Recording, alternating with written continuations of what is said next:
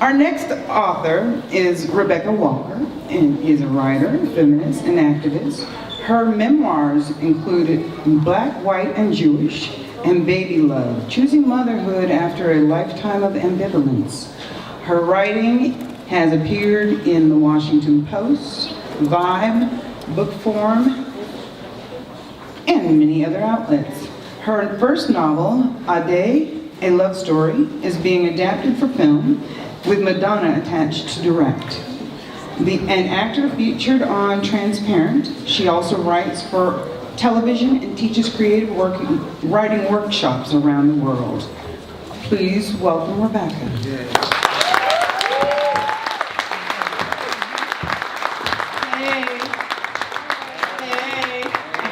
Hey, how you doing?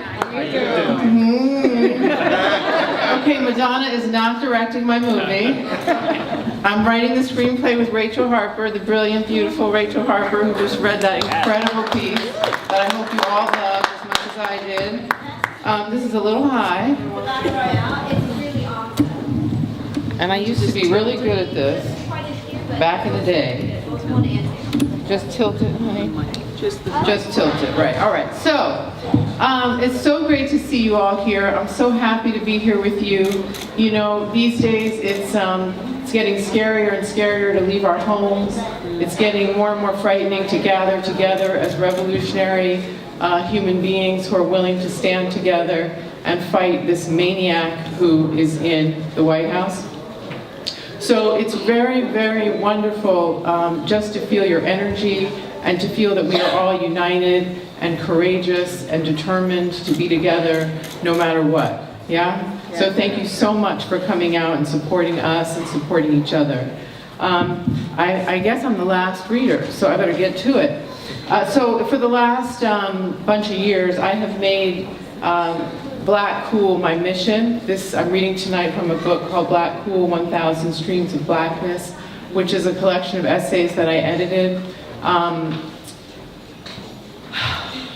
So I have felt very strongly that it's important to remind people that there are 3 words that would not exist in America if Africans had not arrived on these shores. And those 3 words are funky, cool, and hip.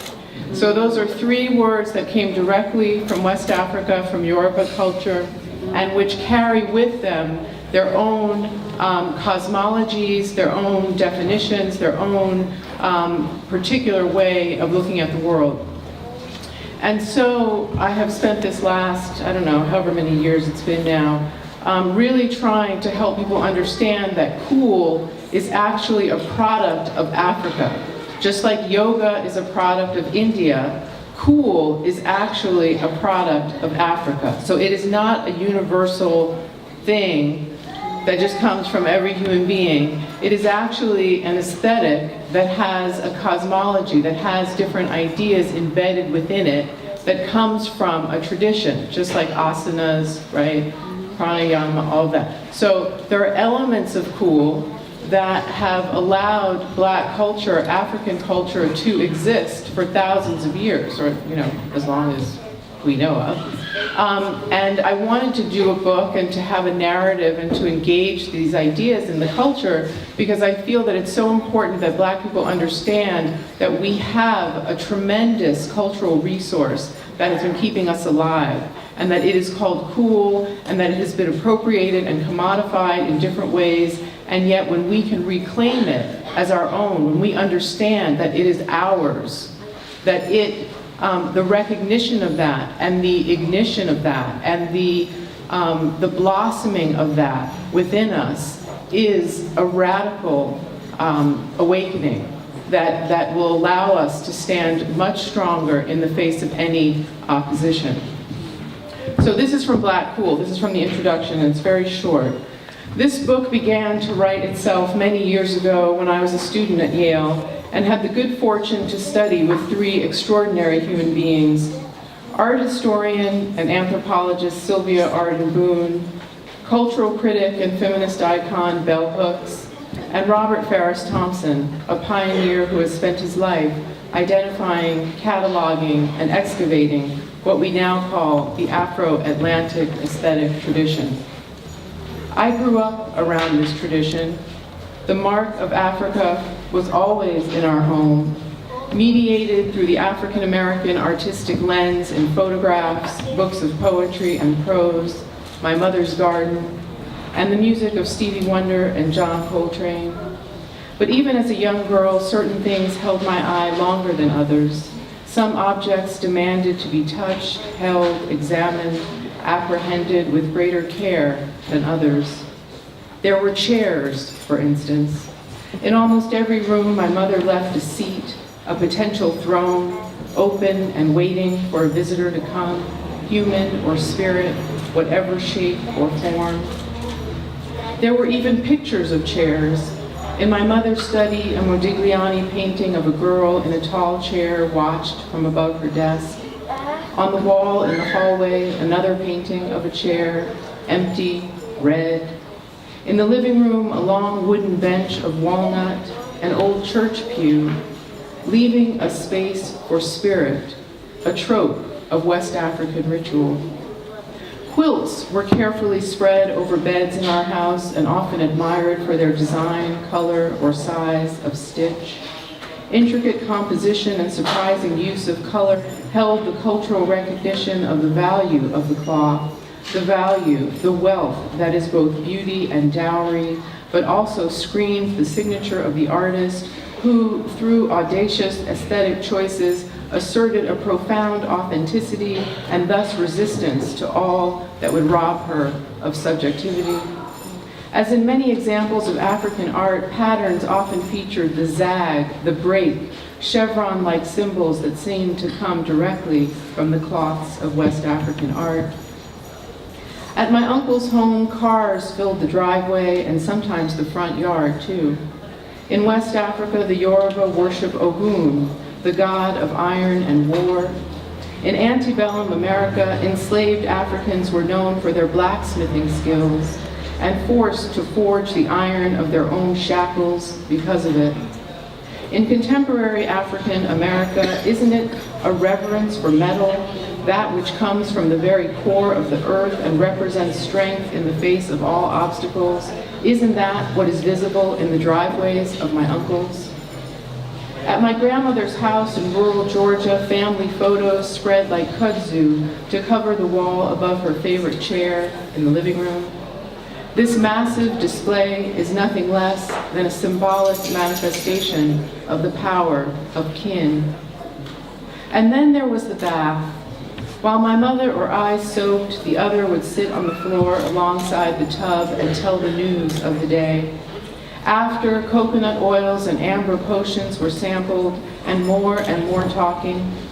Looking at our reflections in the mirror, laughing and sharing thoughts, my mother and I birthed ways to see the world and our place in it. We grew through those conversations. We became whole. Like the Mende women Sylvia Boone so lovingly describes in her book, Radiance from the Waters, my mother and I entered the space of cleansing water and emerged renewed and radiant. Neku, the Mende call it, beautiful, fresh, cool.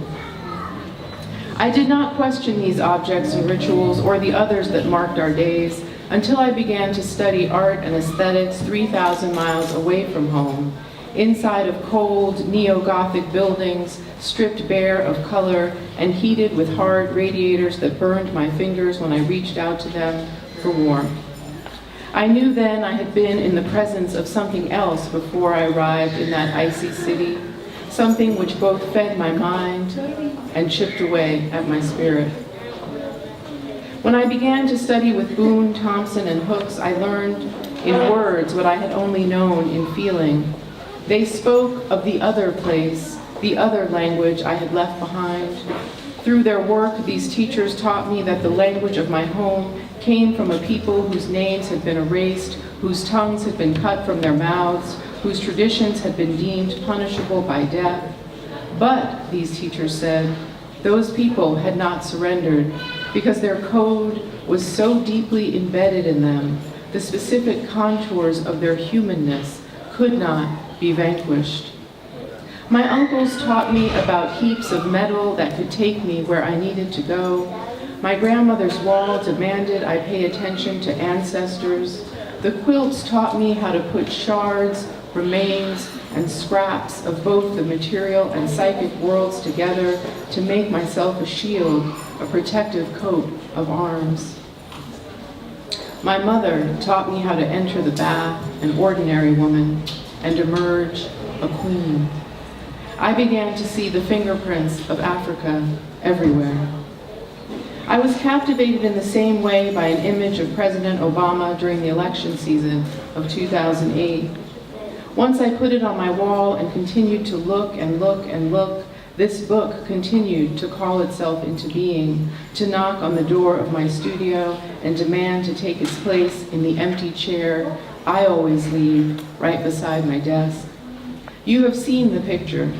In it, Obama emerges from a sleek black town car, wearing dark sunglasses, a suit, a red tie. That is all, and yet in this picture, Obama is indisputably cool. He is so, so cool, I cannot turn away from the image. I want almost to eat the image, to ingest the cool. But what I really want to know is what makes him so cool in this picture. I want to know if that ineffable quality can be decoded, understood as the sum of its parts, understood as the sum of African parts. I want to know this because I am inexplicably drawn to it, because I have had this feeling before and sense that there is something going on that is distinctly black, and I need to know that. And so I begin to take the picture apart, to see through it.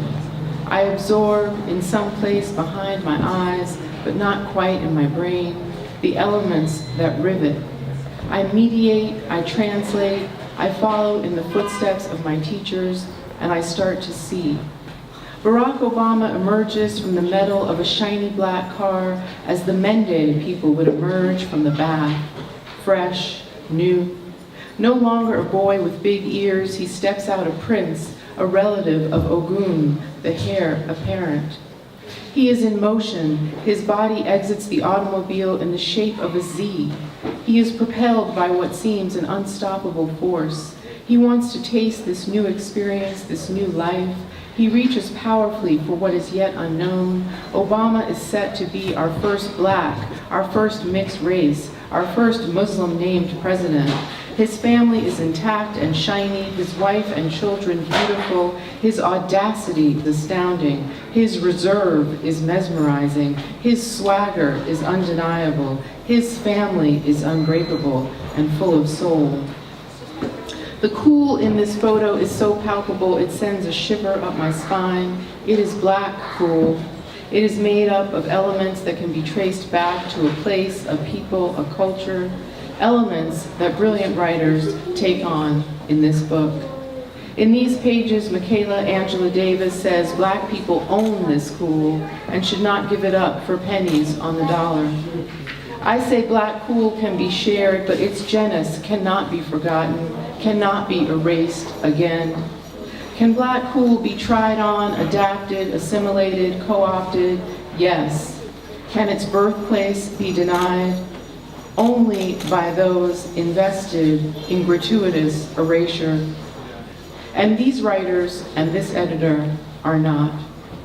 Please read this book, contemplate it, and add your own elements to the collection that's here. There are many more than what you'll find in these pages. Hybridity, fluidity, harmonious dissonance. But those are all elements of black cool for you to discover, my dear reader, to see, to know, and honor as you wish. In the meantime, let us build a periodic table of black cool, element by element. Let it grow like kudzu, denying all that would deny it, and moving at speeds so lightning fast, it cannot ever be stopped.